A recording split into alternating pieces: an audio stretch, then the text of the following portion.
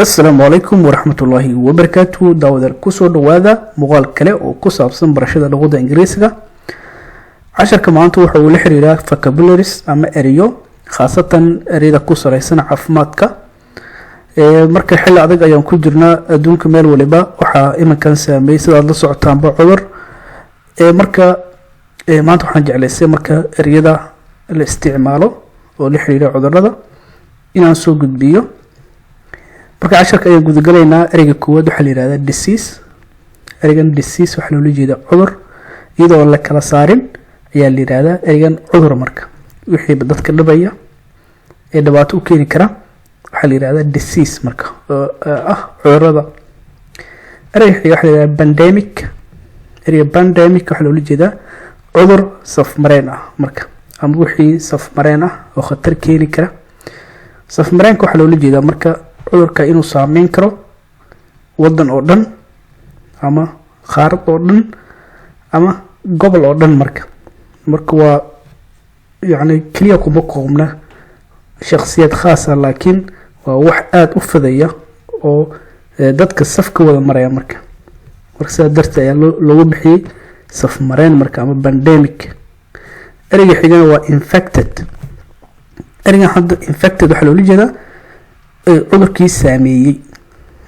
cudurkii saameeyay ama cudurkii ku dhacay infected. cudurkii ayaa laga helay oo kale markii la leeyahay oo ayaa loo isticmaalaa marka ama waa laga helay oo kale marka infect waxa loo jeedaa marka saameyn ayaa la marka laakiin hadda infected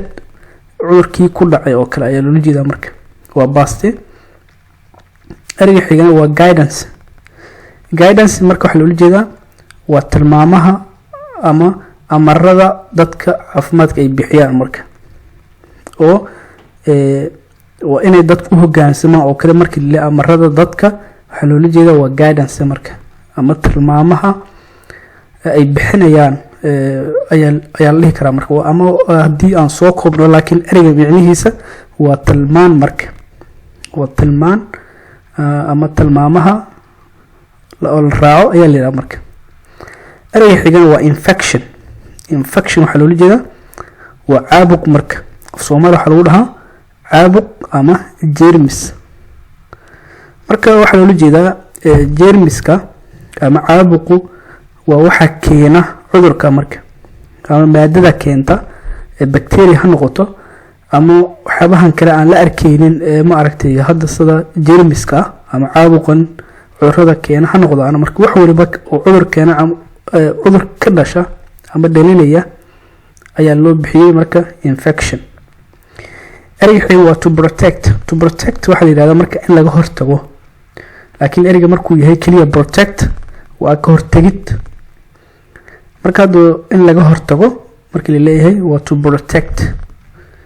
ama haddii kale waxa kaliya eriga muhiimadiisu ay tahay in la barto waa protect marka waa ka hortagid marka. sidoo kale erigan to reduce the spread.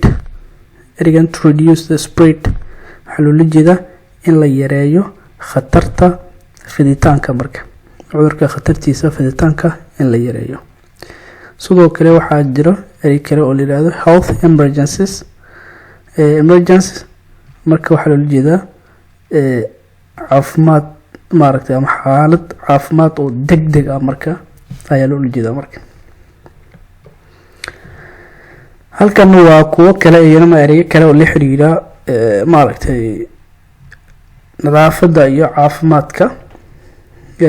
oo iyana la maaragtay ku salaysan.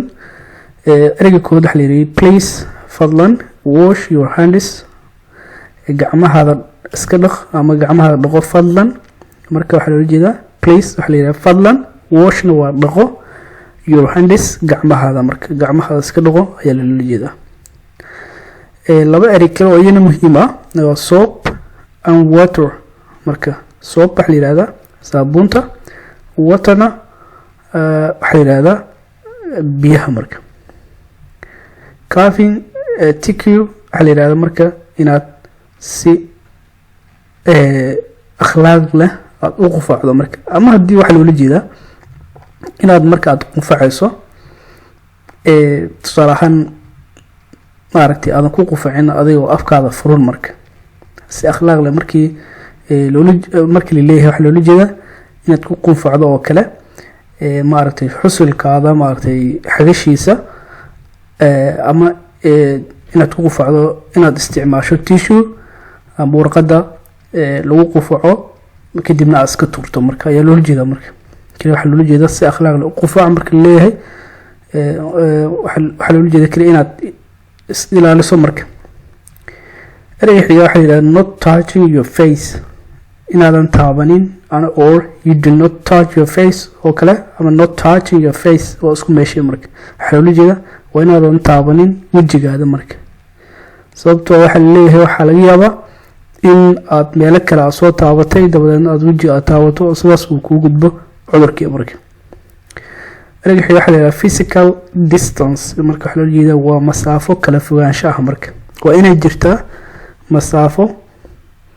oo kala fogaansho ah marka waa marka labadii qof waa in masaafo u dhaxaysa ay leeyahay khaasatan labada qof oo aan meel isku wada nooleyn ayaa loola jeeda marka labadii qof oo meel isku wada nool waxa laga yaabaa inay isku dhawaan karaan laakiin yani anaga hadda erey ahaan luqad ahaan ayaan ka fiirinaynaa physical distance waxa loola jeeda in masaafo la isku jirsado marka stay home if feeling unwell joog guriga haddii aadan dareemin marka wanaag marka ama caafimaad stay in home inaad guriga la joogo if feeling unwell haddii la dareemo in aan caafimaad badan aan jirin ama wanaag aan jirin marka ereyadii intaas ayaan kusoo gabagabeynayaa waxay ahaayeen maaragtay ereyo la xiriira dhankan bidixda oo af Soomaali kalarka jaalaha marka meesha waa ka qoran kartaa hadii aad rabto marka inta casharka ku kulmi doono waxaan idinkaga tagay sidaas iyo nabadgelyo